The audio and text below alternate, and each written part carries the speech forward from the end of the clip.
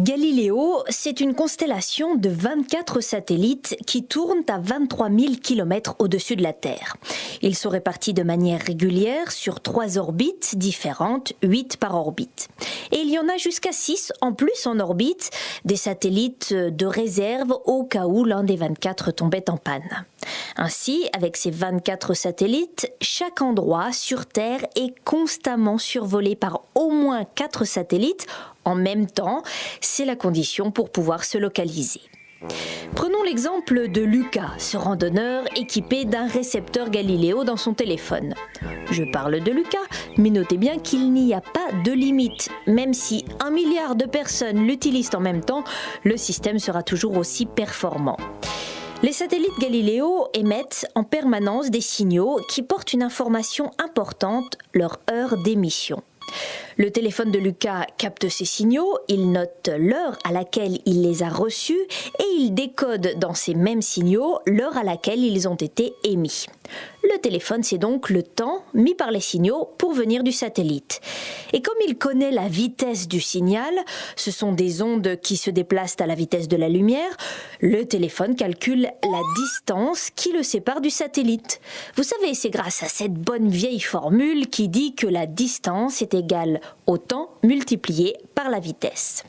À chaque instant, le téléphone de Lucas peut donc calculer sa distance par rapport au satellite qui le survole. Il peut se positionner. C'est ce que l'on appelle la trilatération et que l'on peut faire avec 3 satellites. Alors, pourquoi faut-il être visible par un 4e satellite ? Eh bien, c'est parce que le système fonctionne sur la mesure du temps grâce à des horloges placées à bord des satellites et dans les récepteurs comme le téléphone de Lucas. Toutes les horloges des satellites Galileo sont parfaitement synchronisées. Ce sont des horloges atomiques ultra précises, mais pas les autres. Le téléphone de Lucas a peut-être 1 seconde de décalage. C'est pour cela qu'il faut un 4e satellite pour synchroniser toutes les horloges entre elles à 10 milliardièmes de seconde près. Et c'est utile. Une erreur de 3 milliardièmes de seconde dans la mesure du temps, c'est une erreur d'1 mètre dans la localisation. Galileo, ce ne sont pas que des satellites. Ce sont aussi 2 centres de contrôle et 16 stations réparties sur toute la planète. Il s'agit d'un réseau d'antennes capable de recevoir et d'émettre des signaux. Tout cela, c'est ce que l'on appelle le segment sol. Les centres de contrôle sont chargés de vérifier que le système fonctionne bien. Et ils calculent aussi l'orbite et donc la position de chacun des 24 satellites Galileo par rapport à la Terre. Et oui, c'est bien beau pour Lucas de savoir où il se trouve par rapport aux satellites.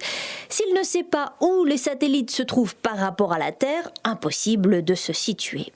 Donc, toutes les 100 minutes, les stations au sol communiquent aux satellites leur orbite précise, ce qui permet aux récepteurs, comme le téléphone de Lucas, de se localiser sur Terre. Lucas sait ainsi précisément où il se trouve et les secours aussi.